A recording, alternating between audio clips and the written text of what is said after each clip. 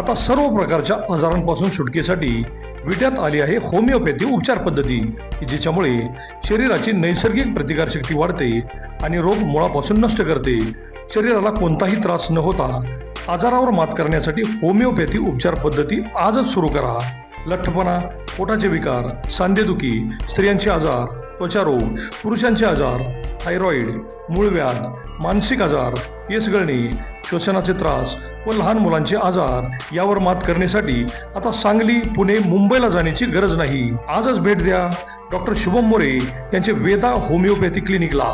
आमचा पत्ता doctor Shubham S More, जिवाळा बिल्डिंग, तळमजला, गाळा नंबर 1, खानापूर रोड, विटा, तालुका खानापूर, जिल्हा सांगली. संपर्क 95 61 65 18 19 82 089 15 813.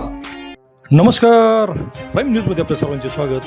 पाटील गटाला हादरा देत आमदार सुहास बाबर यांनी नगरपालिकेत एखादी सत्ता आणल्यानंतर व नगरपालिकेत युवा नेते अमोल दादा बाबर हे उपनगराध्यक्षपदी विराजमान झाल्यानंतर बाबर गटात प्रचंड उत्साह पसरला आहे. आमदार सुहास बाबर यांचा व सर्व नगरसेवकांचा विजन शेट्टी येथील कार्यक्रमात भव्य सत्कार समारंभ आयोजित केला होता. त्या कार्यक्रमात आमदार सुहास बाबर यांनी विटेकर जनतेने माझ्यावर प्रचंड मोठी जबाबदारी दिल्याचे सांगत सर्वसामान्य नागरिकांच्या कामासाठी प्रत्येक नगरसेवकाने ताकदीने पुढे आले पाहिजे असे सांगत जर फोन उचलला नाही तर त्याला गुलाबाचे फूल पाठवण्यात येईल असा इशारा दिला. आमदार सुहास बाबर यांनी निवडणुकीत जी आश्वासने विटेकर जनतेला दिली होती त्यामध्ये कसलीही कमी न आणता ती सर्व पूर्ण केली जातील असेही सांगितले. त्यांच्या या जोशपूर्ण भाषणाने मात्र समस्त विटेकर प्रचंड समाधानी असल्याचे दिसले. पाहूयात काय म्हणालेत ते. 24 तास फोन चालू ठेवणारा मी कार्यरत असल्यामुळे मला 7 वाजता फोन आला, मी उचलला आणि मला समोरून आवाज आला, नगरपालिकेत फोन लागलाय का? मी म्हणलं आमदार सुहास बाबर बोलतोय. हा तेच म्हणलं काय अडचण नाही, पाणी येत नाही म्हणलं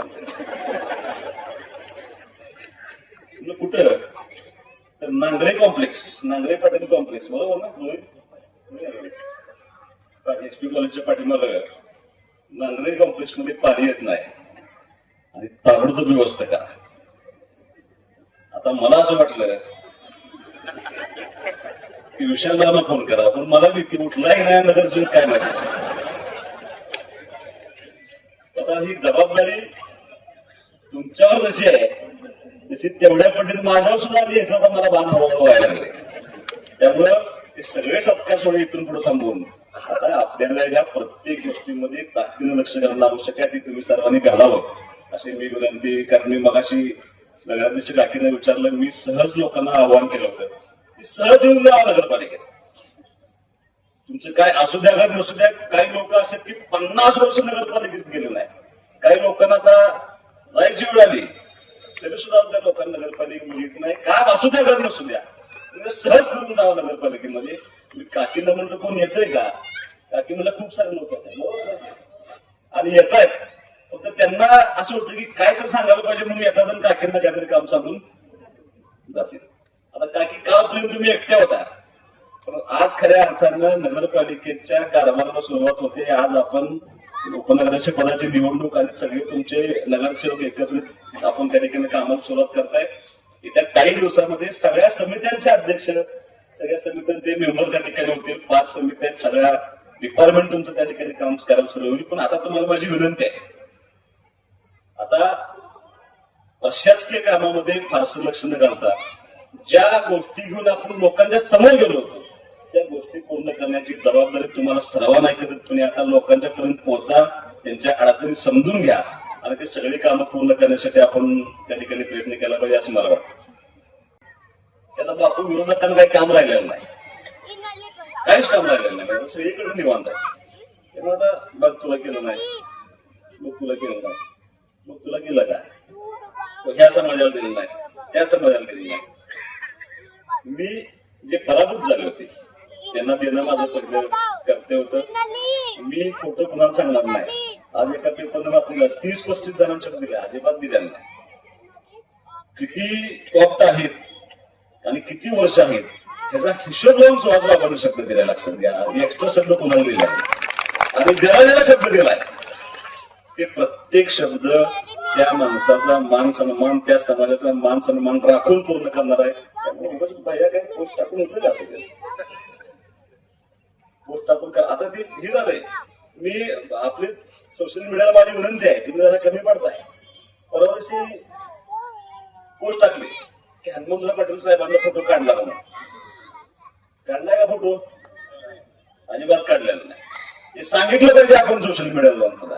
माझी तुम्हाला विनंती आहे की तुम्ही पदभार स्वीकारण्यापूर्वी, अनिल भाऊंचा तिथं फोटो लावण्यापूर्वी जे पाठीमागचे फोटो जे फ्रेम तिथे फोटो माझ्यापाशी आहेत तो फोटो टाका. असं होतं. आणि याच्यानंतर असं केलंय, हनुमंतराव पाटील साहेबांचा फोटो एकतर मॉर्फ केलाय त्यांनी. नसं तर तुमच्याच काळात तुम्ही काढलाय ही जबाबदारी मी सांगतो, लक्षात घ्या. मग तुम्ही काढला असेल तो फोटो, कारण हनुमंतराव पाटील साहेबांच्या पुतळ्याला लाइटिंग करा हा सुद्धा आदेश शिवणं माझा होता. ज्यावेळेला नगराध्यक्ष पदाचे उमेदवार पदभार स्वीकारणार होत्या, लाइटिंग करायचा निर्णय झाला. मी सांगितलं सगळ्या पुतळ्यांना करा. त्यांचा मला फोन आला अधिकाऱ्यांचा, सगळीकडे बोलवलं. म्हणजे सगळीकडे करा, सगळीकडे करा. तुम्हाला म्हणलं नाव म्हणून सांगू का? सगळीकडे करा. त्याला मी सांगितलं सुद्धा. सगळ्यात जास्त कोण कंटाळले होते तेच कंटाळले होते. त्यांनी सक्षमपणे सांभाळले होते. त्यांना हे अभिप्रायत नव्हतं की पुढची पिढी इथपर्यंत येईल.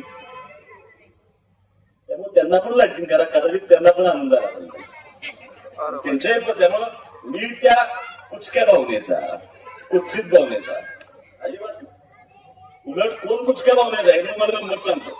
मी त्याला माहिती काय लागलोय. बाळासाहेब काका आमचे नगरसेवक असताना त्यांच्या काळामध्ये एका ह्याचं उद्घाटन झालं आणि त्या प्लेटवरती बाळासाहेब काकाचं नाव होतं. त्यांनी काय केलं माहिती आहे का? त्यांचा या नव्या पिढीच्या राजकर्त्यांनी त्या बाळासाहेब काकाचं नाव दिसून नये म्हणून ती खोडून काढलं, त्याला डिझाईन तयार केली. राजकारणामध्ये गृहीत धोरण कधी जायचं नसतं. त्यामुळं आज तुम्ही त्यांच्या ह्याच्यावर डिझाईन केल्या, उद्या जर आमच्या माणसाने तुमच्यावर डिझाईन केली तर वाईट वाटून येणार. तुम्ही सांगितलंय म्हणजे माझे पैसे गेले चालतील, ती पाठी परत तयार करा. आणि बाळासाहेब काकांचं नाव तिथे लागलं पाहिजे म्हणून मी परवा दिवशी सांगून टाकलं की असलं करायचं. त्यामुळं असं एवढ्या लहान छोट्या भूमिकेत न जाणारा कार्यकर्ता आहे मी. फार मोठं विजन ठेवून जाणारा कार्यकर्ता आहे. विजन सिटीत कार्यक्रम आहे आज.